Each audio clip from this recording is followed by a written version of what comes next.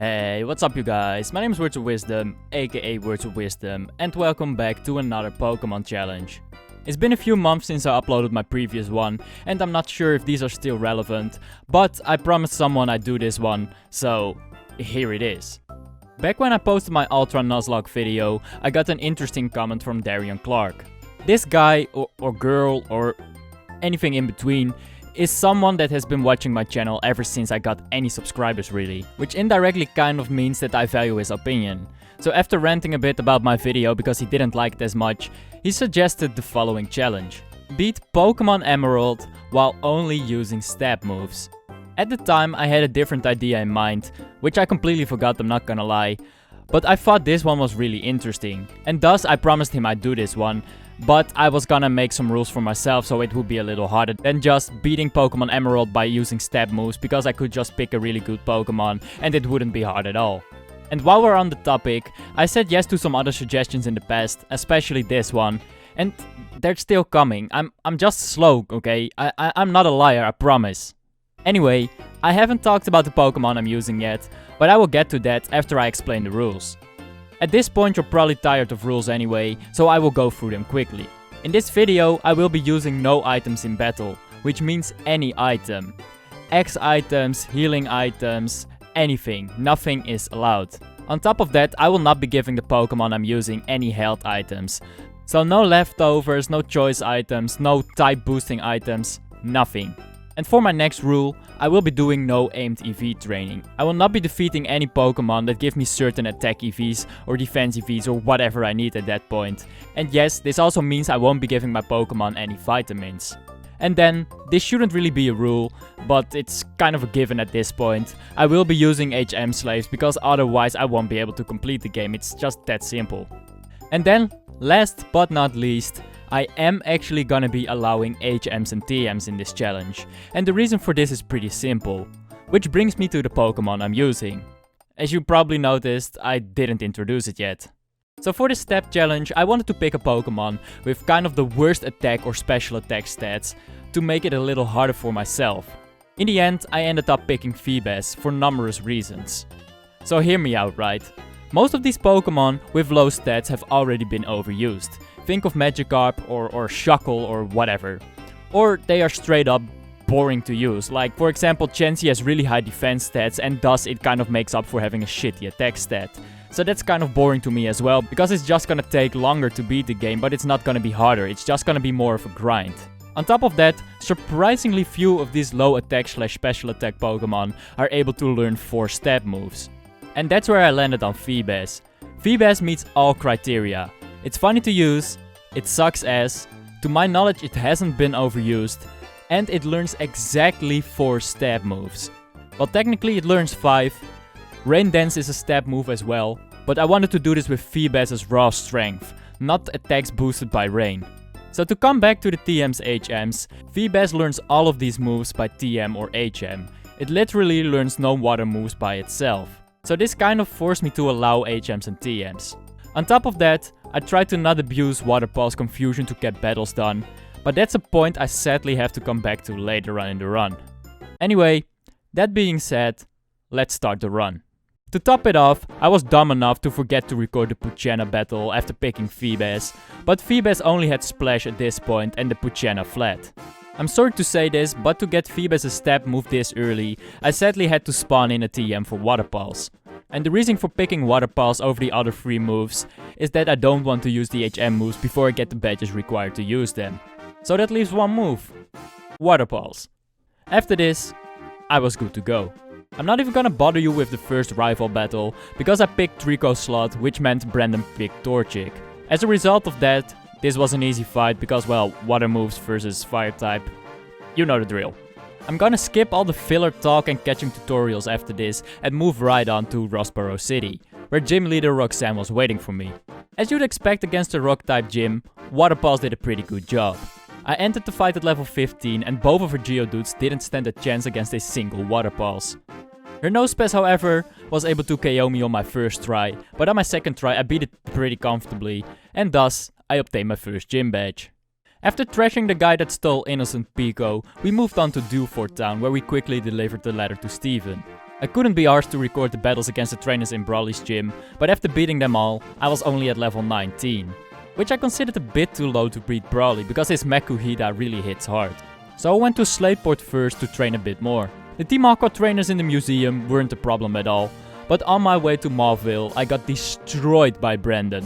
After meeting him at the start of the game, he managed to get himself a Wingull with Supersonic. Not only did I hit myself in confusion, but its wing attack also turned out to do a fuck ton of damage.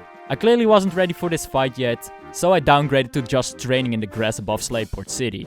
After a boring ass training session, I returned to Brawley at level 29. Brawley's first Pokemon was Machop.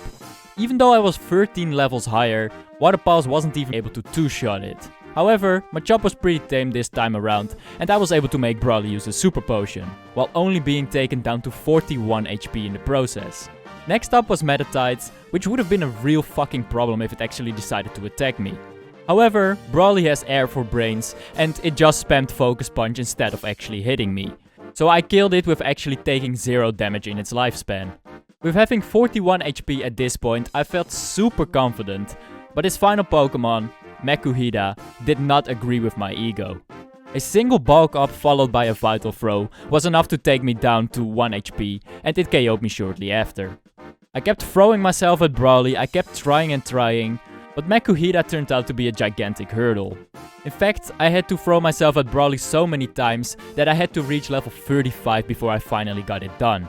Makuhita took me down to 19 HP, I had to activate its Citrus Berry and Brawley's Super Potion, but the only reason I actually won this time was because I got super lucky with Makuhita's moves.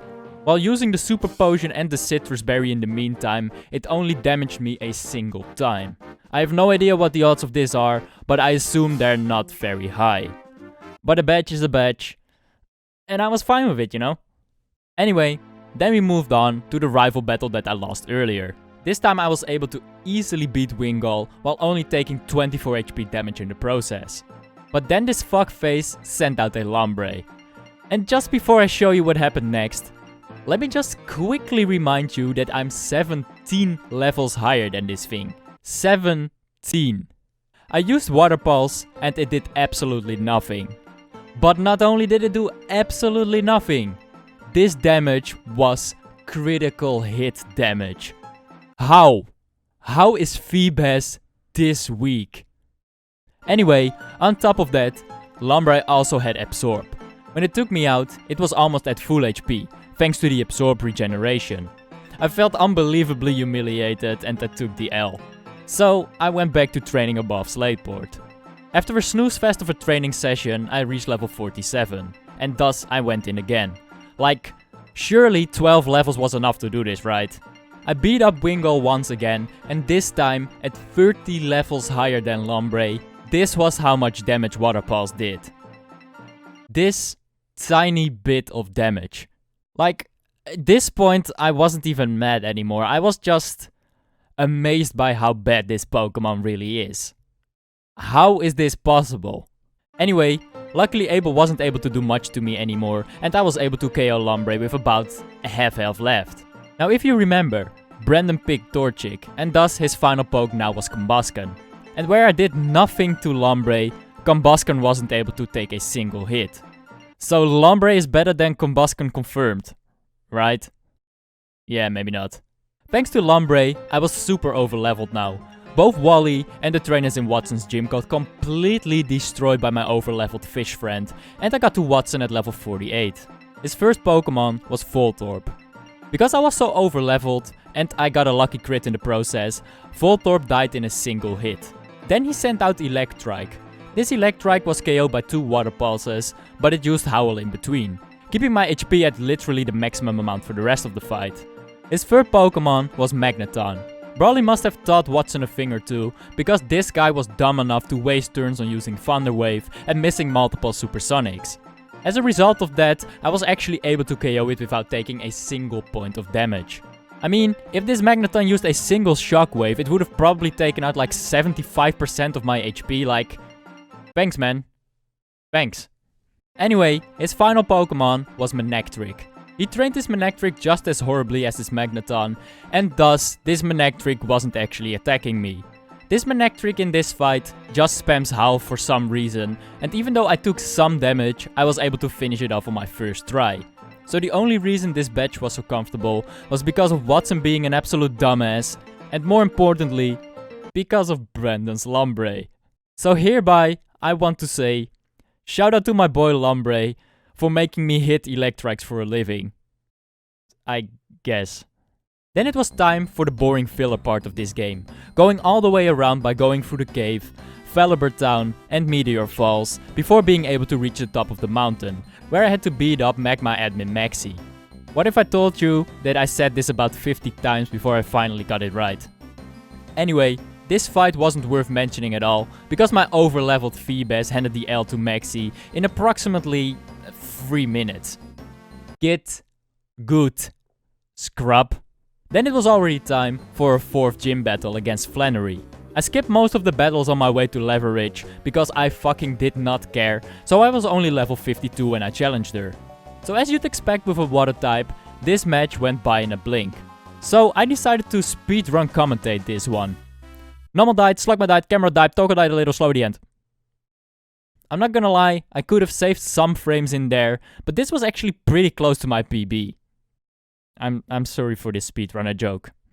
I hate myself just as much as you do. Then it was time to challenge my normie dad immediately after. When I challenged him, I quickly noticed that my level 54 fish was getting cooked by my dad every single time. So this meant I had to train once again. By the time I reached level 68, my brain was practically fried from training against the same 3 Pokémon for so many goddamn hours. At this point, I actually felt like it was better to just throw myself at that in a non-sexual way, and eventually it would maybe work. After failing a bunch more, I finally got what I wanted at level 72. His first Pokémon, Spinda, was KO'd in 2 water pulses while only doing a bit of damage to my Feebas in between. Next up was Vigoroth, which went the exact same way as it did against Spinda. 2 water pulses were more than enough while taking a bit of damage from Slash in between. His third Pokémon was Linoon. And I'm gonna admit, I got a little bit lucky against this one, because my first water pulse did just a bit over half HP, cancelling out his belly drum and giving me a free KO. But this battle was far from over yet, because now it was time for the hardest part of this battle. His hard-hitting slaking. Or so I thought. You see, this was literally the biggest anti-climax possible.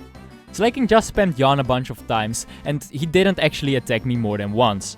Even with Normie using a Hyper Potion, I was able to dwindle its health down and KO it on my first try. Why did Normie not use Facade more than once? I honestly have no idea. Maybe my dad does love me after neglecting me for my entire childhood. Who am I kidding?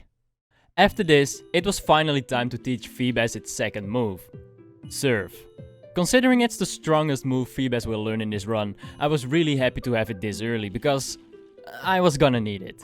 Then we moved on to 4-3 City. I mean, I could talk about the fights against Team Aqua admin in the Weather Institute and the fight against Brandon, but my fishy friend was so fucking overleveled in these fights that they were destroyed in a matter of seconds. Then, after obtaining the Devon Scope and beating Winona's minions easily, it was time for gym battle number 6.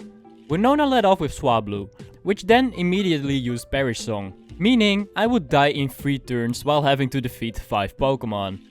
According to my calculations, that wasn't happening anytime soon.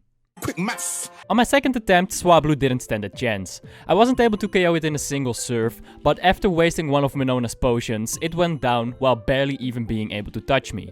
But then, she sent out a Tropius, and this is where my problems began. My serve did okay damage, but not only did this Tropius have Sunny Day to lower my water damage, it also had Solar Beam to destroy my ass with it. And to make things even worse, this fucking stupid thing also had Synthesis. As a result of this, 2 of my serves in the sun were completely negated by simply healing up once. Fuck this Pokemon design, man. Seriously. I was able to get to a third poke, Pelipper, a few times, but at this point my HP was so damn low that it was a lost cause already. However, I really didn't want to train and I kept throwing myself at Winona over and over again. At level 81, I was finally able to beat Tropius with about 50% of my health remaining.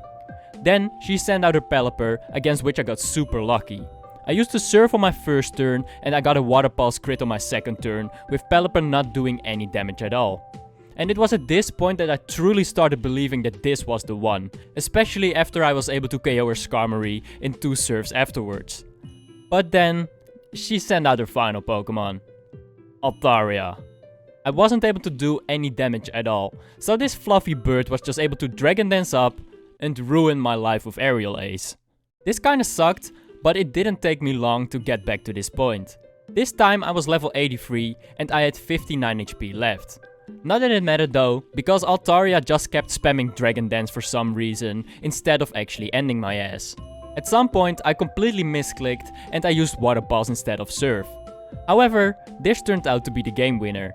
I got lucky and I got a Water Pulse Confusion, after which Altaria hit itself and then knocked itself out. I know I said I would not abuse Water Pulse Confusion, but at this point I already wasted so many hours on this battle that I simply didn't care. So, sorry, but not sorry. Then it was time to do a bunch of story stuff. I went to Mount Empire, and then I witnessed Maxie failing to control Groudon for the billionth time in my life. Like seriously, after this many tries you'd think he learned. And last but not least, I beat the Team Aqua Submarine guy in Lilikov. After this waste of time, we arrived at the 7th gym. I figured it was going to be easy, considering these twins use Lunatone and Solrock, which are obviously weak to water. But man, I could not have been more wrong. So at this point, you know the drill. I can't enter this battle with a single Pokemon, so I brought Meryl with me this time. In Emerald, Liza and Tate lead off with Xatu and Claydol, instead of just Solrock and Lunatone. And this turned out to be a massive problem. Because of this stupid double battle format, my Feebas was always gonna take some damage at the very least. On top of that, their team is partly built around covering Solrock's type disadvantage. And what this means is that Xatu will always try to set up a Sunny Day before it's killed. Which again, just like against Winona, means that I won't do any damage and Solrock will just Solar Beam me to death. And now you might be like, just kill Xatu then, forehead. Well, no. Both Water Pulse and Surf would need at least 3 hits to kill it, and after 2 hits it turned out to always be in healing range. So this means it had plenty of time to set up Sunny Day. I kept trying and trying, but even when I killed both of their leads, the Solar Beam Solrock would just destroy me. And on top of that, the Calm Mind Lunatone, combined with lower damage due to the sun, made it even harder to get any damage off. And if Solrock didn't finish me off, then a +1 or +2 Psychic easily did. In fact, I threw myself at these two for so fucking long that I was able to go from level 86 to level 100. And even then, I still got boned. At some point though, I finally got what I wanted. I had killed both Xatu and Claydol with a decent amount of HP left, and there was no sun up. I used a Water Pulse on Solrock because it would do more damage considering Surf hits both of the targets in double battles, and it almost killed. But because it's Citrus Berry activated, it wasn't in healing range. Solrock just set up its sun and Lunatone just used a Calm Mind, and I kinda considered this a good turn. I mean, both of them didn't hit me at all. On my second turn, I used a Surf, and to my surprise it was enough to kill Solrock, even in sun. And this meant I only had Lunatone left to deal with, which was at +2 from the Calm Mind at this point. After hitting it once, Lunatone used Hypnosis, and I thought I was pretty much fucked because he could just use Psychics while I was asleep. However, I got super lucky and I woke up after 1 turn. On the same turn, I was somehow able to tank a +2 Psychic, and the sun ran out exactly when I needed it the most. Because you know what? This final Surf would not have killed if sun was still up. But hey, I'll fucking take this tremendous amount of luck after hours of pain, tears, and questioning my life really. With 7 badges in my back pocket, I helped Steven beat Team Magma, after which he gave me Feebas third and simultaneously least useful move, Dive. Then I easily beat Archie in the Aqua hideout, after which he pulled a Maxi and used the Red Arbor on Kyogre. Like, seriously, who was okay with having these guys as their leaders? They're a bunch of idiots. Anyway, Then I used my LinkedIn connections to contact Rayquaza to save the world, and I watched my favorite cutscene as a kid. This still doesn't get old after all these years. Then Wallace gave me my final move, Waterfall, which actually turned out to be very useful in the next gym fight. After doing the super easy puzzle in the gym, it was time for a final gym battle. Against our Spanish Casanova, Juan. I really don't need to get into detail here, because Love Disc, Whiscash, Celio, and Crawdaunt were able to damage me for a grand total of 29 HP. Imagine calling yourself the 8th gym leader with such a fucking weak showing. Juan still had one poke left however, Kingdra, with which he proved to be unworthy of ever being a gym leader in any region. I hit it with a surf, doing no damage whatsoever. Juan decided to make himself look like an even bigger loser, and thus, he spammed double team. As a result, I was barely able to hit him, and when I did hit him, I did no damage at all. He simply dwindled my HP down, he got a super lucky freeze, and he KO'd me shortly after. Are you proud of being such a pussy? I bet your own mom wouldn't even be proud of you, man. On my second try, I was able to damage Kingdra to about half HP. Then Juan figured out I didn't hate him enough yet, and on top of double teaming, he rested up every time I got him to half HP, waking up immediately with the chesto berry it was holding. Worst gym leader ever. And this is where I want to come back to my water pulse confusion rule. Like, this is a big enough excuse to abuse that shit. I mean, a double team and rest combination. Come on, man. I feel like I'm allowed a pass here. I lowered myself to his standards, and at some point I was able to confuse it on the turn it woke up. And it hit itself in confusion afterwards. I had calculated that Surf would do too much damage and it would get into heal range, so I used Waterfall instead. Then, on my next turn, Waterfall crit, and I was astonished to see Kingdra hit itself again. After this, I used another Waterfall, and Kingdra hit itself for the 4th consecutive time. Handing me the win, I honestly deserve because he's using pussy strats. Like, for real, man. Unworthy fucking gym leader. Anyway, you see why this video took me literal months to post? This fight took me 3 weeks to get done. And I'm not sure if I ever want to do this again. After an uneventful victory road, it was time for the Pokemon League. The battles would get progressively more annoying and I couldn't save myself by leveling up anymore. So, I was kinda worried. First up was Sydney, who turned out to be an easy opponent. His first Pokemon, Mighty Yenna, went down in 2 hits while only using a sand attack in between. His next Pokemon was Cacturne. Even though this is supposed to be a threatening grass type, it really wasn't the case. I took it down in 3 hits thanks to a Water Pulse crit, while his stupid ass just spammed Cotton Spore. So after 2 Pokemon, I was still at full health. Then he sent in Shiftry, which just like the Kingdra, kept spamming fucking double team. Luckily though, I was able to confuse Hex's ass to death pretty easily this time. After this, the fight went by pretty quickly. His 4th Pokemon, Crawdaunt, did exactly 0 damage, and his final Pokemon, Absol, was able to get a single slash in before being KO'd by my Fishy. So yes, only one of his Pokemon was actually able to hit me. That's pathetic. After this surprisingly easy battle I moved on to Phoebe, which was the final easy opponent of this run. It was so easy in fact that I don't even think it's necessary to break this one down. Dusclops, Banette, another Banette, Sableye, and another Dusclops were able to take me down to 16 HP, but I never felt like I was gonna lose that battle. All of them pretty much died in 2 or 3 hits, and even though this looks bad, it was a really easy battle. Now, let me pause here for a little bit, okay? If you were looking to replicate this run on your own, then this is where the run would end on your Game Boy Advance. And the reason for this is that this fight against Glacia is impossible without save states. Trust me, I've tried. Like, if you break this down one by one, it looks really doable. Let's take our first Celio as an example. This Celio always uses Hail on the first turn, handing me a free attack. After that, however, it always picks an attacking move. Whether it is Body Slam or Surf, it doesn't matter. It just always hits you.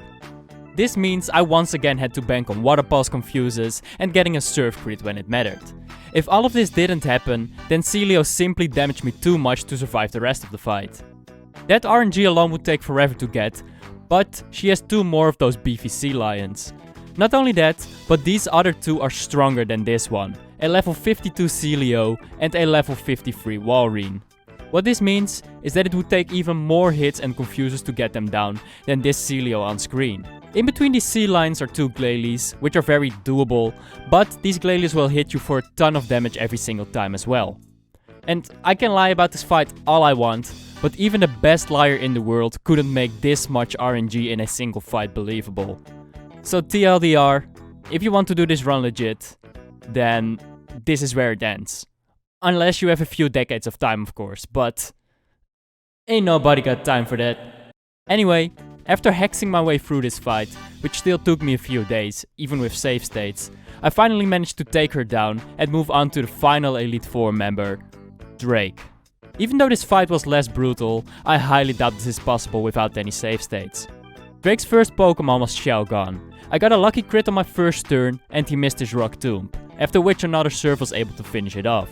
Then he sent out Altaria, which turned out to be just as dumb as Winona's Altaria. It just kept spamming Dragon Dance instead of actually attacking me. And in fact, it didn't even attack me once before I was able to finish it off. Literally one attack could have done the trick, but whatever. Then he sent out a Kingdra. This time it went way better than against that piece of shit Juan. Even though it was able to body slam me twice and take me down to 55 HP, he Dragon Danced enough times to allow me to get him down very low. After which a confusion from a Water Pulse easily finished him off, since his attack was super strong from all the dancing. Next up was Salamence. Because I was at very low HP now, I couldn't allow it to even hit me once. On my first hit, I got the Water Pulse confuse I was looking for, after which he confused himself once and was actually unable to KO me with a Dragon Claw. Meanwhile, I was able to get another Surf off. On my third turn, I was actually able to get a Surf crit off and knock it out immediately. At this point I was at 5 HP, but luckily his final Pokemon was a Flygon, which was unable to live a single Surf, meaning I had at the very least defeated the Elite Four. Before going to the final fight against Wallace, I wonder if there's anyone that's still watching right now. Because I completely understand how much of a turn off using save states is. But I just want to prove that this run is technically possible, even though it can never really be done legit. I just hope anyone cares enough about this.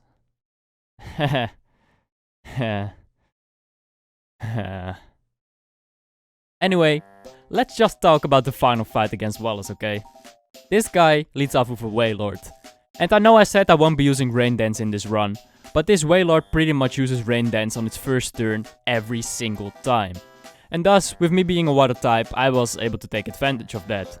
I got a Water Pulse confuse on my second turn, after which one more regular Surf and a Surf crit were able to finish it off. His second Pokemon was Ludicolo, and man, I don't even want to talk about this. My attacks did 0 damage, he kept spamming Double Team, and if he wanted to, he was easily able to break every single one of my bones. Anyway, long story short, I had to get consecutive confuses, and I had to break through multiple Double Teams before finally being able to take it down. Next up was Tentacruel, and well, same story, a different day. I had to bank on consecutive confuses once again and just hope for it to miss its toxic when it snapped out of confusion. I was able to take it down eventually, but at this point, narrating this fight really just feels like I'm being a clown. Luckily, this is where it all ended, because his next Pokemon was Milotic. Now this isn't a problem on itself, but there's a little something that ruined my life here. And that little something is called Recover. As you probably know, Milotic's special defense is fucking amazing, and on top of that, water moves don't really hurt a water type. Captain Obvious. Whenever I got Milotic down to about half HP, it would always use Recover. Literally, always. Even when I got the Water Pulse confused on the turn it was about to recover, it was literally impossible to kill it. Even with crits and the maximum amount of confuses. It would just snap out of confusion in time and heal up, making me start that shit all over again. After countless hours of trying, I decided enough was enough. And I gave up. Even with save states, this is where the run ends. If I picked Sapphire or Ruby, this run would have been easily possible. But no, this dickweed Milotic has to have Recover, making it impossible to fucking kill it. Yay! So then, I just use Rain Dance instead to boost my fragile ego. So yeah, that's going to do it for this video. Just a quick note, if I had modified my EVs and IVs, this would have probably been possible and I would have been able to knock that Milotic out. But that would have been the easy way out, so that didn't really appeal to me at all. So yeah, I'm sorry for not being able to do this, but technically it's almost possible to defeat Emerald with a Feebas that's only using stab moves, not Rain Dance. So yeah, the final part of this video was a literal circus, but I hope it was enjoyable regardless somehow. Oh, and if you haven't noticed yet, there was a little Easter egg in this video, right? As you have probably noticed, I've been using an overlay where I showed how many badges I had, etc. And if you've been paying attention, those aren't Hoenn badges. Now, throughout this entire video you might have been raging and you might have been like, "Oh, fuck this guy, he doesn't know his badges, blah blah blah." Well, what if I told you this was intentional? When I started making this overlay, the inner troll in me was like, you know what? I'm gonna make these angry comments appear. I want these angry comments because comments are good for the algorithm and most people don't finish the video anyway where I'm explaining this. So, this is gonna be fucking hilarious. If I even get one comment out of this, it's totally worth it and I don't care if they don't sub or like the video. It's gonna be hilarious, okay? That being said, thank you guys for watching. Leave a like rating if you enjoyed. If you enjoyed it even more, then definitely hit that subscribe button. And yeah, I'll see you in the next one. Later.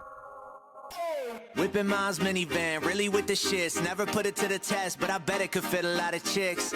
Pulling up, rich kids looking, and I know that shit hurt. Flyer than the rest of them, should've been arrested in. Underage drinking while we flicking our pedestrians. Irresponsible and easily influenced, blaming everything on doing what our friends were doing. Only young ones.